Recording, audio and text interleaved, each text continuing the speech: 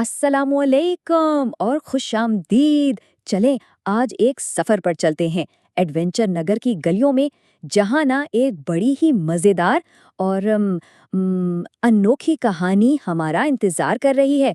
जरा सोचें तो, क्या हो अगर कोई गाड़ी पेट्रोल से नहीं बल्कि समोसों से चलने लगे। आइए इसी दिलचस्प सफर का आगाज करते हैं। तो सवाल यही है, क्या सच में कोई गाड़ी समोसों की ताकत से दौड़ सकती है? सुनने में तो ये बहुत ही अजीब लगता है ना? लेकिन हमारी आज की कहानी का सारा मजा, सारा थ्रिल इसी एक ख्याल में छुपा हुआ है। तो हमारी कहानी शुरू होती है एडवेंचर नगर से। नाम से ही जाहिर है, ये एक छोटा सा मगर बहुत ही मजे का शहर है, जहाँ रोज कोई ना कोई नया एडवेंचर चल रहा होता है।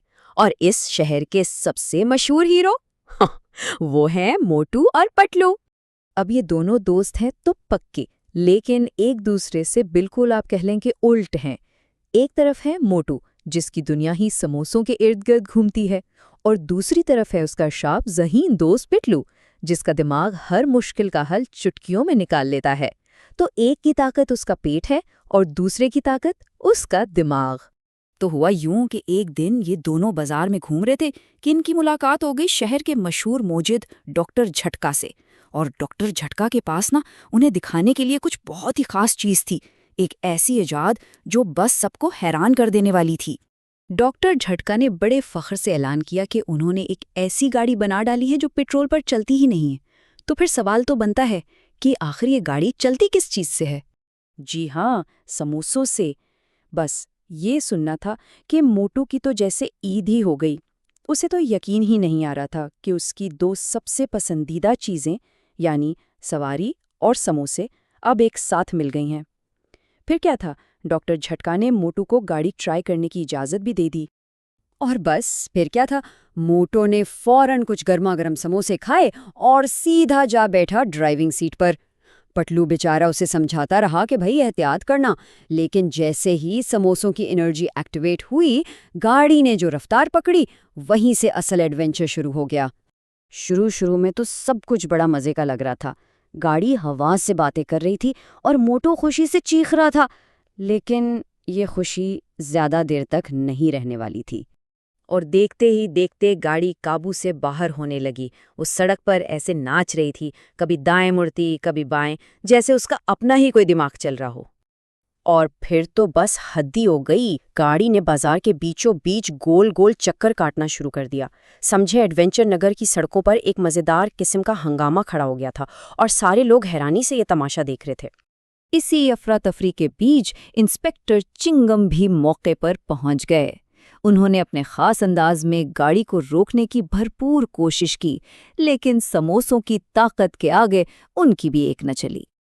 जब हर कोई परेशानी में इधर उधर भाग रहा था, एक शख्स था जो बिल्कुल खामोशी से सूरत हाल को देख रहा था और सोच रहा था, और वो था फटलो।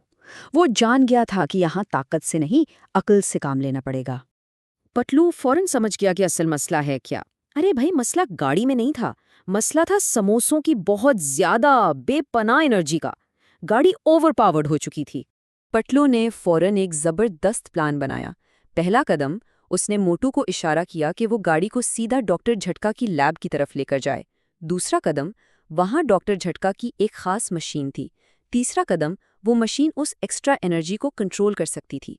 मोटू ने पटलू का इशारा समझ लिया और जैसे तैसे करके उस बेकाबू गाड़ी का रुख लैब की तरफ मोड़ ही दिया, और गाड़ी तेज रफ्तारी से सीधी लेबॉर्ट्री के अंदर दाखिल हो गई।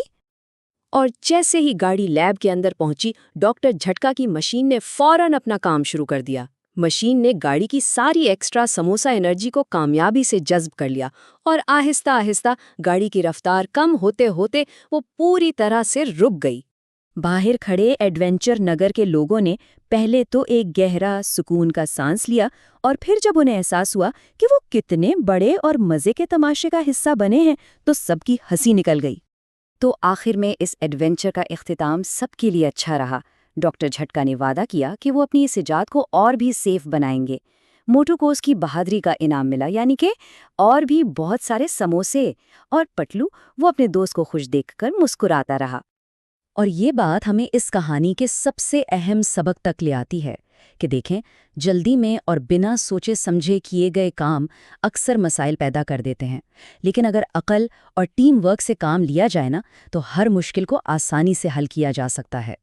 तो आखिर में बस एक हल्का फुल्का सा सवाल, क्या लगता है इनाम में जो इतने सारे समोसे मिले, उनमें से मोटू ने आखिर कितने खाए होंगे? सोचिएगा जरूर।